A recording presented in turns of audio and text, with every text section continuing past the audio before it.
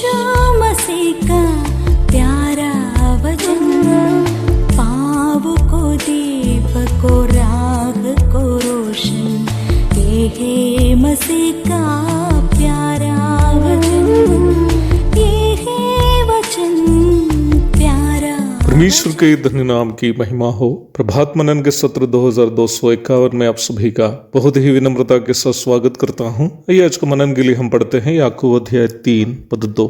इसलिए कि हम सब बहुत बार चूक जाते हैं, जो कोई वचन में नहीं चूकता वही तो सिद्ध मनुष्य है, जो सारी देह पर भी लगाम लगा सकता है। पढ़ी गई पद में लेखक याकूब आत्मिक परिपक्वता अथवा सिद्धता के एक प्रमाण स्वरूप बात करने की क्षमता को बता रहा है। हिंदी अनुवाद में यहाँ इस्तेमाल किया गया वचन शब्द बाइबल को नहीं बल्कि हमारी बोली को दर्शाता है। याकूब के अनुसार एक परिपक्व इंसान वो है जो अपनी बोली में चूकता नहीं। इसके पूर्व याकूब ये कह चुका है कि आमतौर पर विश्वासी भी बातों में चूक जाते हैं। यहाँ बताया गया चूक जाना नहीं तो नहीं चूक जाना आदि प्रयोगों का अर्थ क्या है, उसे समझने से हम ये समझ सकते हैं कि वचनानुसार बात करने का अर्थ क्या है। नीति वचन 17 की 28 में सुलेमान इस प्रकार कहते हुए हम पढ़ते हैं कि मूढ़ भी जब चुप रहता है तब बुद्धिमान गिना जाता है, और जो अपना मुंह बंद रखता वह समझ वाला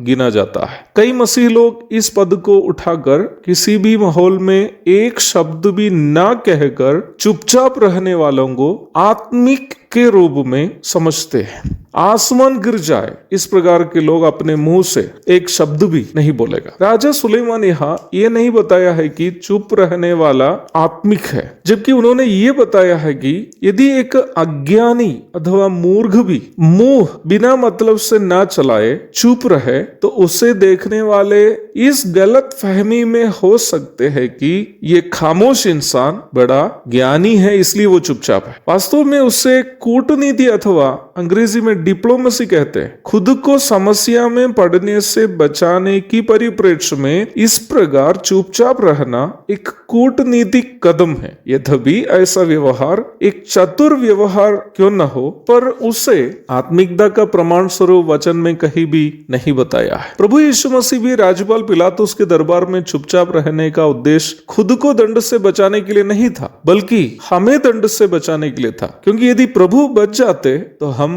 नरक चले जाते। इसलिए प्रभु यीशु मसीह के उस खामोशी को जो उन्होंने पिलातुस के दरबार में की थी, नीति वचन 17 की 28 से हम तुलना नहीं कर सकते। दोनों दो विषय। इस समय मैं अपना एक मित्र की याद कर रहा हूँ। बहुत अच्छा इंसान था वो, पर उन्हें अंग्रेजी बोलने में थोड़ी कठिनाई होती थी। एक बार मैं और वो मित्र, हम दोनों के एक दूसरे मित्र ब्रदर शिबू के साथ किसी जगह गए जहां हमें कुछ लोगों से अंग्रेजी में बात करनी जरूरी थी। जिससे हम बात कर रहे थे उनसे मैं और ब्रदर शिबू बात करते रहे। इस बीच हमारे वो मित्र ज्यादातर समय चुपचाप रहता था। हमारी बातचीत लगभग 1 से 1.5 घंटे तक चली। हमारे वो मित्र जिसको अंग्रेजी में बात करने की कठिनाई होती थी, पूरी बातचीत के दरमियान केवल 2 ही शब्द बोलता था, अन्यथा वो ज्यादातर समय चुपचाप रहा। बीच बीच में वो ओ या बोलता था, फिर कभी ओ नो नो नो। सुनने वालों में किसी को भी ये वह पता चलने नहीं दिया कि उनको अंग्रेजी में बोलने में दिक्कत है। ये एक कूटनीतिक व्यवहार है, और कभी भी समस्याओं में पड़ने से अपने आप को बचाने के लिए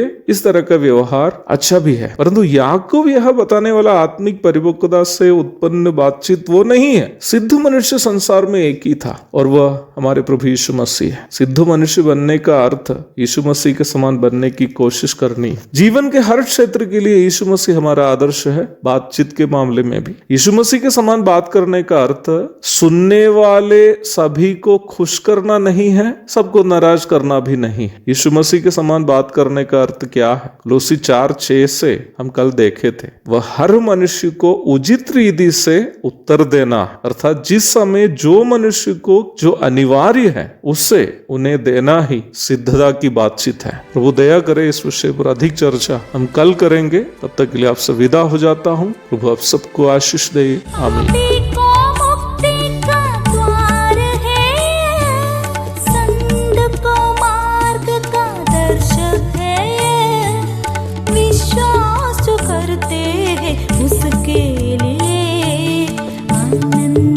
जीवन का साधन है।